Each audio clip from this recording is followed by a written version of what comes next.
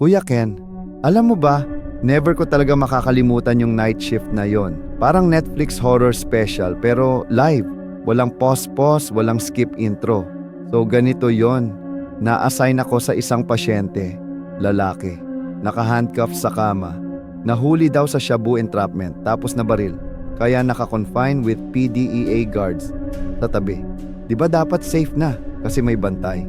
Pero red flag number 1. Yung dalawang PDEA agent, ayaw tumabi sa kanya. As in iniwan siya mag-isa sa kwarto at natulog sa vacant room. Sabi ko pa nga, okay, weird kayo pero sure, go. Pero kuya, around 2 a.m., bigla silang sumugod palabas ng kwarto. Panic mode.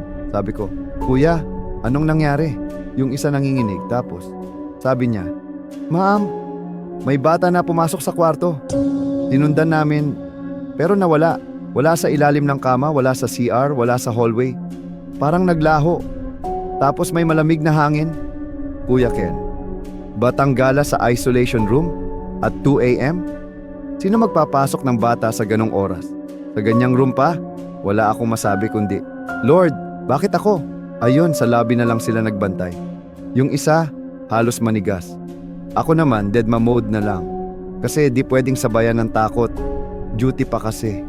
Ito pa isang experience, biglang tumawag ang intercom from room 611. Nurse, mauubos na swero. Boses Kuya Ken, parang galing sa balon. Mahina. May echo. Parang wala sa mundo. Sabi ko, copy po. Pero bago ako pumunta, naghanap muna ako ng chart. Endorsement. Kahit sticky note, wala. As in zero. Walang record. Walang admission. Parang ghost